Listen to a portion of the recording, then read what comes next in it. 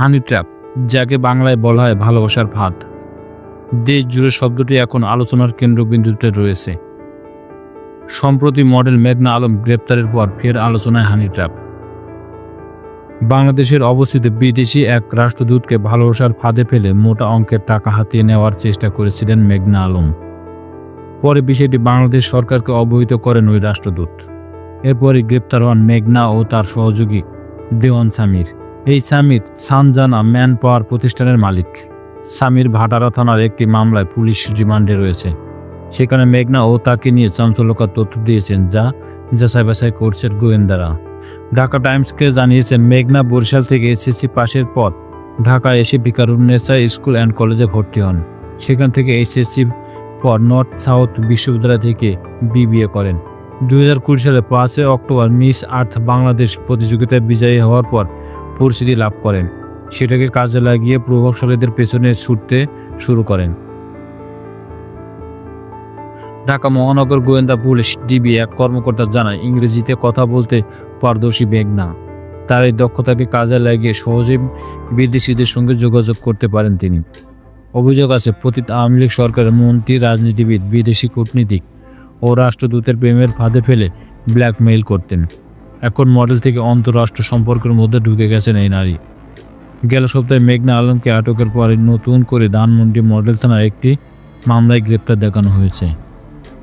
সূত্র বলছে, মেঘনার সঙ্গে একটি উন্নত ও প্রভাবশালী দেশের রাষ্ট্রদূতের সম্পর্ক ছিল, যিনি গত বছর বাংলাদেশ থেকে নিজ দেশে ফেরত যান। ওই রাষ্ট্রদূত পরবর্তীতে আবার বাংলাদেশে এসেছেন নিজ দেশের একটি কোম্পানির প্রতিনিধি হয়ে। তাছাড়াও সার্কভুক্ত একটি দেশের রাষ্ট্রদূতকেও মেঘনার প্রেমের ফাঁদে ফেলেছেন। তিনি নিজ দেশে ফিরে যাওয়ার পর আবারও বাংলাদেশে এসেছেন এবং অন্য একটি প্রতিষ্ঠানের হয়ে কাজ করছেন। এই দুই রাষ্ট্রদূতের কাছ থেকে মোটা অঙ্কের টাকা হাতিয়ে নিয়েছেন কথিত এই মডেল। তারা দুজনই মৌখিকভাবে আইনশৃঙ্খলা বাহিনীর একটি সংস্থাকে বিষয়টি জানিয়েছেন। দুজনও লিখিত অভিযোগ দিতে রাজি আছেন বলে এক সূত্রে ঢাকা টাইমসকে নিশ্চিত করেছেন। এরই বাইরে মেঘনার সঙ্গে একাধিক গণমাধ্যমের সাংবাদিকদের সম্পর্ক ছিল। তাদের দিয়েও অনেক ফাঁদ পেতেছেন বলে অভিযোগ পাওয়া গেছে। তাদের চক্রের বেশ কয়েকজন সুন্দরী নারী আছে, যারা টার্গেট ব্যক্তিদের ফাঁদে ফেলে নিজেরাই বিভিন্ন কাজ বাগিয়ে নেন। সূত্র বলছে, পতিত আওয়ামী লীগ সরকারের সাবেক মুক্তিযোদ্ধা বিষয়ক মন্ত্রী আখম মোজাম্মেল হক, সাবেক সড়ক ও সেতু মন্ত্রী এবং আওয়ামী লীগের সাধারণ সম্পাদক ওবায়দুল কাদের তাদের ব্যবহার করে বিপুল সম্পদের মালিক হন এই মডেল। অল্প দিনে পরিচিতি পান বিভিন্ন মহলে। এই সুযোগ কাজে লেগে রাষ্ট্রের বিভিন্ন অনুষ্ঠানে সহজে ঢুকে যেতে পারতেন মেঘনা আলম। সেখানে সখ্যতা গড়তে মোবাইল নম্বর আদান প্রদান করতেন। এরপর ফাঁদে ফেলত টার্গেট ব্যক্তিদের। মেঘনার সঙ্গে ব্যবসায়ী, রাজনীতিবিদ, সাংবাদিক আরও অনেকের সম্পর্ক রয়েছে, এমন বেশ কিছু নাম পেয়েছেন গোয়েন্দারা।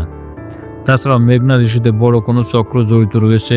এই কারণে অনেক তথ্য এখন প্রকাশ করছে না আইনশৃঙ্খলা বাহিনী। অন্যদিকে মেঘনা ব্যক্তিগত সম্পর্ক কাজে লাগিয়ে বিদেশি দেশের ভাবমূর্তি ক্ষুণ্ণ এবং অর্থনৈতিক ক্ষতি সাধনের অপচেষ্টা করছিল। তিনি আরও কয়েকজন বিদেশি কূটনীতিকের সঙ্গে ঘনিষ্ঠ ছিল। তাদের অনেকে এখন নিজেদের নিরাপত্তা নিয়ে উদ্বিগ্ন। অভিযোগ উঠেছে, বর্তমানে অন্তর্বর্তী সরকারের বিপদে ফেলতে পার্শ্ববর্তী দেশের একটি গোয়েন্দা সংস্থা মেঘনাদের ব্যবহার করে নানান পরিকল্পনা করছে, যার বেশ কিছু প্রমাণ গোয়েন্দারা পেয়েছেন। তাদের টার্গেট বিদেশি বাংলাদেশিদের শ্রম বাজারের ধস নামানো। পুলিশ জানায়, আসামিরা বাংলাদেশের সৌদি আরবের রাষ্ট্রদূত ইসা বিন ইউসুফের আল দুইনানকে টার্গেট করে গত বছরের জানুয়ারি মাস হতে এখন পর্যন্ত তার সঙ্গে প্রতারক দলের সদস্যরা সখ্যতা তৈরি করে। এক পর্যায়ে ব্যক্তিগত যোগাযোগ স্থাপন করে ফাঁদ ফেলে $5 মিলিয়ন দাবি করে। দেওয়ান সামির এই টাকা দেওয়ার জন্য বিভিন্ন মাধ্যমে চাপ সৃষ্টি করে। এই ঘটনার বিষয়টি বিভিন্ন মাধ্যমে জানাজানি হওয়ার বহির্বিশ্বে বাংলাদেশের ভাবমূর্তি হুমকির সম্মুখীন হয়। এদিকে এই ঘটনার সঙ্গে জড়িত থাকার অভিযোগে মডেল মেঘনা আলমকে বিশেষ ক্ষমতা আইনে গ্রেপ্তার দেখিয়ে গত 10 এপ্রিল 30 দিনের জন্য কারাগারে পাঠানো হয়। পরে ধানমন্ডি থানায় হওয়া একটি মামলায় তাকে গ্রেপ্তার দেখানো হয়।